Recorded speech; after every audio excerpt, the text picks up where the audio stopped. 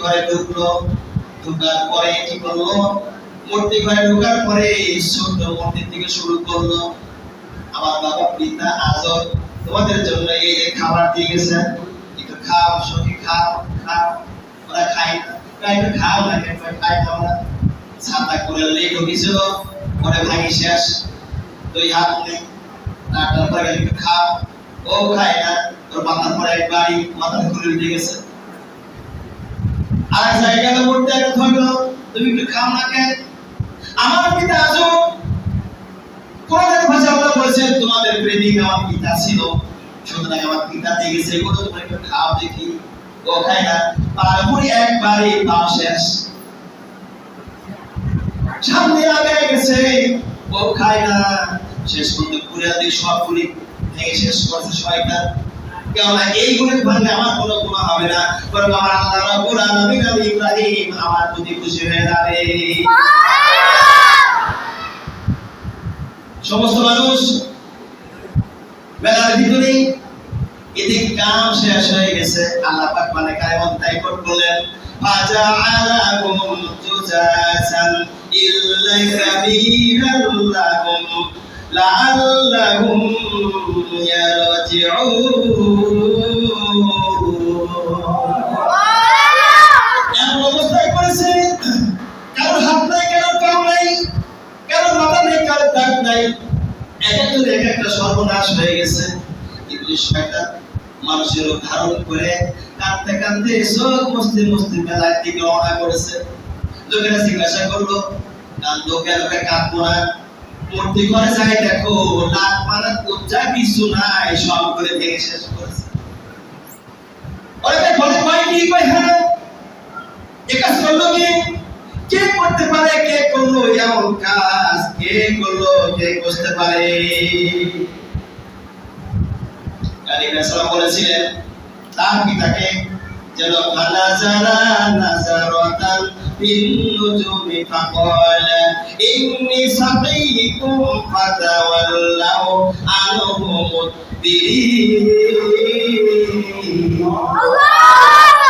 তিনি বলেছেন যেহেতু আমি অসুস্থ, তারা রাত্রির দিকে তাকায় বলেছে অসুস্থ রয়েছি, তার এই কাজ করলে কত সুস্থ অসুস্থ মানুষ এই কাজ করলো কে? তারা যখন ইব্রাহিম সালামকে চিনতো না, সবাই কিন্তু কেউ কেউ চিন্তা, কেউ বেশিরভাগ চিন্ত না, কেবলমাত্র সবাই মাত্র তিনি ইসলামের দাওয়াত প্রচার করতেছে। বাচ্চা নমরুদ মেলার ময়দানে হাজার হাজার মানুষেরা যারা মূর্তিকে পূজা করত, ওরা নিজ নিজ বাহন, নিজ বাহন তো নিজ নিজ বাহনে উঠিয়া তারা মেলার দিকে অর্থাৎ মেলা থেকে ফিরে আসতে চেষ্টা করে, কিন্তু যতগুলো পাহাড়ের উপরে তারা চলে গিয়েছিল মেলার ময়দানে, ইতিহাসের মধ্যে লেগে তাফসীরের মধ্যে লাগে, তাফসীরের দাবাই, তাফসীরের মাইনাসের, তাফসীরের মনের, তাফসীরের হাজার, তাফসীর আস্তাবি, যতগুলো তাফসীর আমি দেখেছি প্রত্যেকটা তাফসীর ধর্মটা একই রকমের লেগেছে। আর আমার নিজ নিজ পাহাড়ে উঠে যখন ব্যাগ আসা শুরু করবে, কিন্তু পাহাড়েরা মেলার দিকে মন্দিরের দিকে আসে না, প্রত্যেকটা বাহন অন্য অন্য দিকে ছুটে চলে যায়, মেলায়ও থাকে না, ফিরেও আসে না। লোকেরা বুঝতে পারে তাহলে কি হলো অবস্থা, কেন কি করা যায়?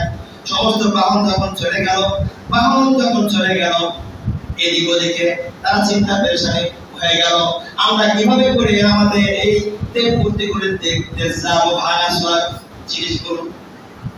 শেষ পর্যন্ত তাফসীরের মধ্যে লেখে পায়ে হেঁটে হেঁটে তারা রওনা করলো।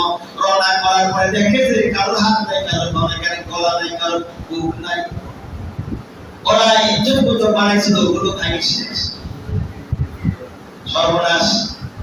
শেষ পর্যন্ত যখন তারা নিজ নিজ বাহনে চলার পরে যখন তারা দেখলো এরকম দশা, তারা বলতে লাগলো ক্বালু মান ফাআলা হাযা বিআলিহাতিনা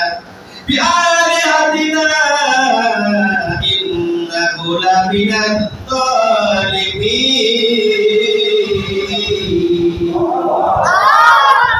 তারা বলতে লাগলো আমাদের দেবতাগুলো এই অবস্থা কে করলো? তারা হলো মিনাজ জালিমিন, সে হলো জালেম।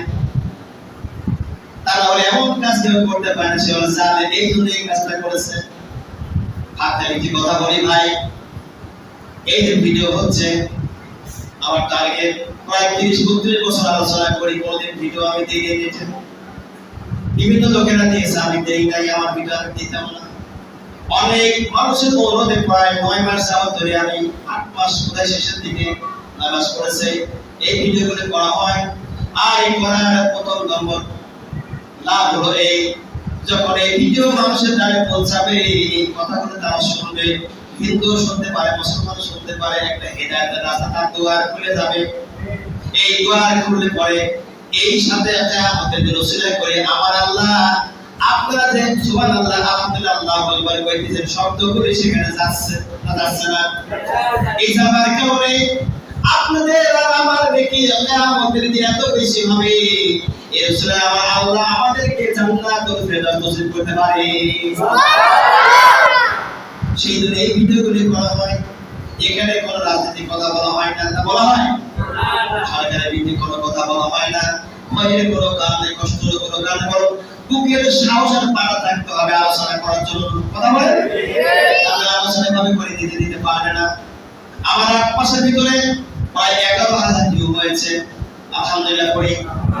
আমি কারোর কাছে ভিক্ষার জন্য ভিউ চাই না, অনেকে ভিক্ষা চাই না, না আলোচনা শুনে ভালো লাগে, ভিউ দেবে না রে, না দিও, কোনো সমস্যা নেই।